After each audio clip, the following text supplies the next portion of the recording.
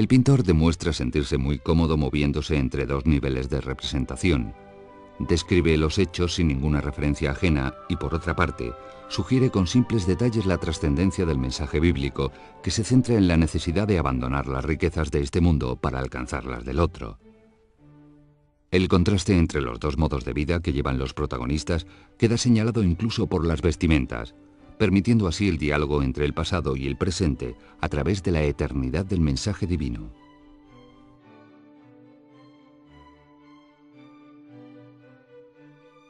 Aunque la pintura de género no fuera ninguna novedad, Annibale Carracci trató con tal inmediatez la jornada laboral de una carnicería que, con su libertad de invención y su amor por la realidad, fue más allá de lo que era usual hasta entonces. Al margen de los detalles descriptivos, como el perro que devora la carne con la vista, destaca la multiplicidad de acciones y la variedad psicológica de los personajes, junto a la rapidez de pincelada y las densas yuxtaposiciones cromáticas.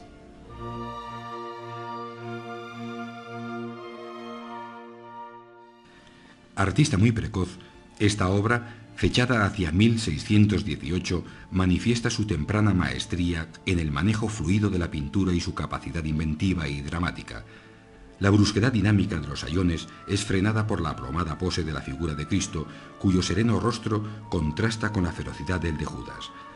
La marcada influencia de Tiziano y Rubens se evidencian en su ambicioso cromatismo y bien trabada composición, aunque a la violencia exaltada y poderosa de las masas rubenianas, Van Dyck opone unas formas más estilizadas que anuncian su futura elegancia.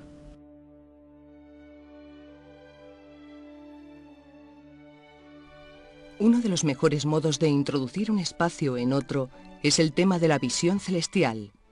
El escenario principal suele ser un interior representado por una celda monástica que a su vez simboliza y representa el interior de la cueva de los anacoretas como lugar escogido para la reflexión y la penitencia.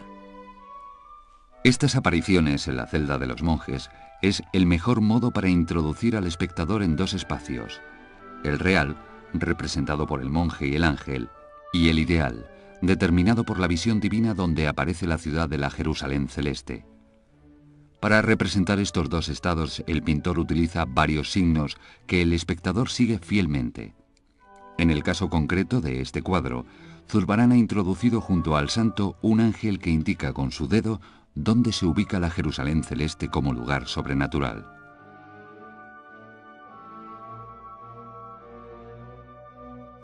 Este cuadro, pintado por Georges de Latour hacia 1650, fue descubierto en la pequeña iglesia de Boisserie.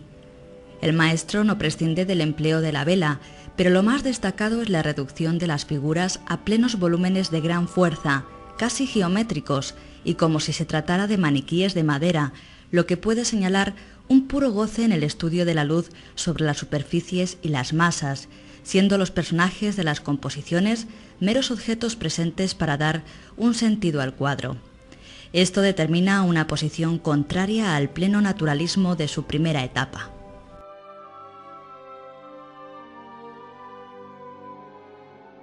El título de la obra se atribuye precisamente al momento del martirio de San Bartolomé, aunque las recientes investigaciones iconográficas han demostrado que se trata en realidad del martirio de San Felipe, un tema muy raro en las composiciones de la época.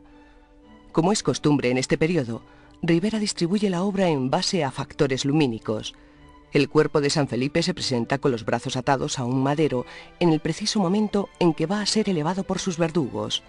Se puede apreciar un dominante sentido de la iluminación y del claroscuro, como recursos para potenciar los volúmenes de la figura y las calidades de los distintos objetos. La peregrinación del cuadro en el tiempo no fue nada desdeñable. Encargado por algún noble español en Nápoles, pasó después por la colección privada de Felipe IV en el Alcázar de Madrid. Más tarde fue trasladado al Palacio Real madrileño hasta 1794 y en la actualidad se encuentra en el Museo del Prado.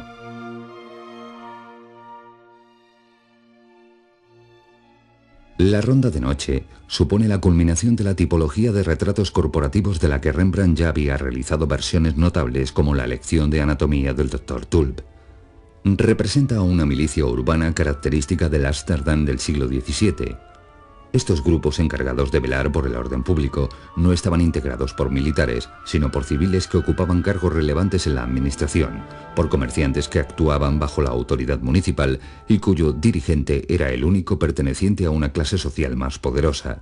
En principio, aparecían representados 30 miembros de esta milicia, pero debido a los recortes que sufrió el cuadro en el siglo XVIII, hoy solo figuran 28, y de ellos tan solo 16 fueron los que encargaron la obra y a quienes corresponden los rostros tratados individualmente y que son identificables en la escena. El resto son anónimos. Este aspecto queda subrayado por la alternancia de luz y sombra utilizada por Rembrandt.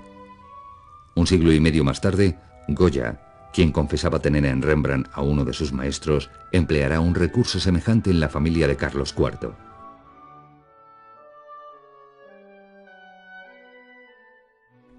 Sus primeras obras importantes conocidas, La muerte de Germánico, de Minneapolis, y El martirio de San Erasmo, del Vaticano, hablan de unos años de experimentación en diversos lenguajes. Si algo tenía en común Poussin con los jóvenes pintores franceses que ya estaban arraigados en Roma cuando él llegó, Le Valentin, Vignon, Bouet, esto es su rechazo al naturalismo tenebrista de la doctrina de Caravaggio. Sin embargo, también es cierto que en la década de 1630, la influencia de Caravaggio estaba en pleno declive y que ya se había impuesto el clasicismo de los Carracci. Pese a todo, en El martirio de San Erasmo existen algunas deudas con el naturalismo, como la recreación en lo desagradable y exagerado o la atrevida composición que obligaba al espectador a compartir esa escena. Nunca más a lo largo de su extensa producción, Poussin volvería a utilizar ese contraste de luces y sombras, prefiriendo ofrecer imágenes de suavidad y dulzura.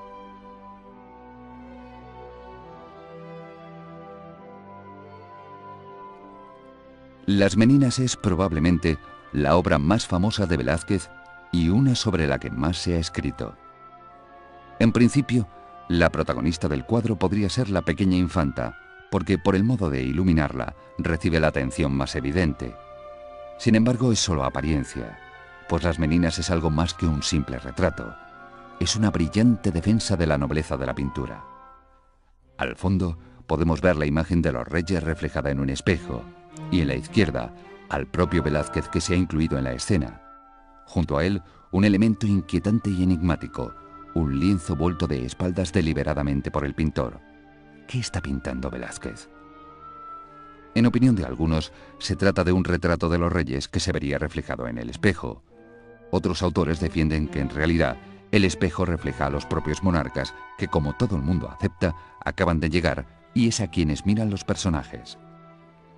La presencia de Felipe IV es lo realmente importante, pues con su visita ennoblece al artista y con él su labor. Es decir, la pintura es un arte digno de la atención del rey. Además, Velázquez no está en actitud de pintar, sino en la de pensar que va a pintar. Con esto sugiere que la pintura no es algo artesanal, sino que requiere una actividad intelectual. En estos mismos años pinta Las hilanderas, coincidiendo también con la época en la que emprenderá el proceso para ser admitido en la Orden de Santiago.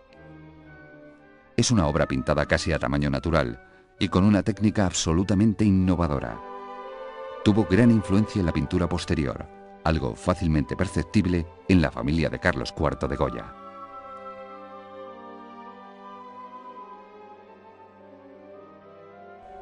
El desarrollo de la pintura española barroca en la segunda mitad del siglo XVII está plenamente vinculado al maestro sevillano Bartolomé Esteban Murillo, 1617-1682. Convertido en uno de los artistas más populares de España, su arte se caracteriza por una especial delicadeza y gracia a la figura femenina e infantil que da lugar a la creación de un tipo de devoción esencialmente burguesa.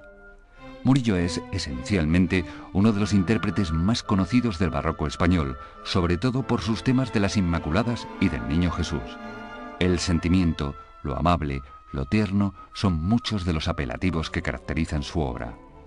Precisamente en esta Inmaculada Concepción del Museo del Prado se aprecian con claridad todos estos calificativos, además de una habitual técnica que con el tiempo se hace más suelta, ligera y libre, y una refinada gama de colores donde predominan los claros, amarillentos y luminosos del fondo de esta composición, Todo ello hace resaltar aún más la silueta de la Virgen, cuyo manto dispuesto en diagonal acrecenta el movimiento ascensional que debía defender el cuadro.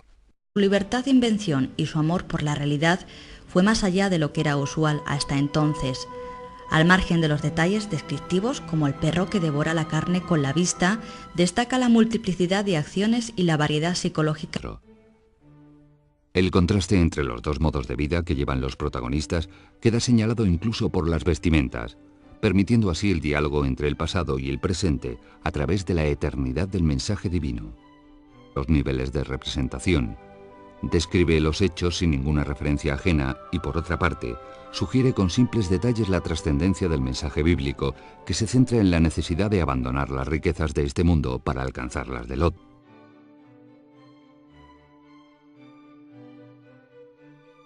Aunque la pintura de género no fuera ninguna novedad, Annibale Carracci trató con tal inmediatez la jornada laboral de una carnicería que con su...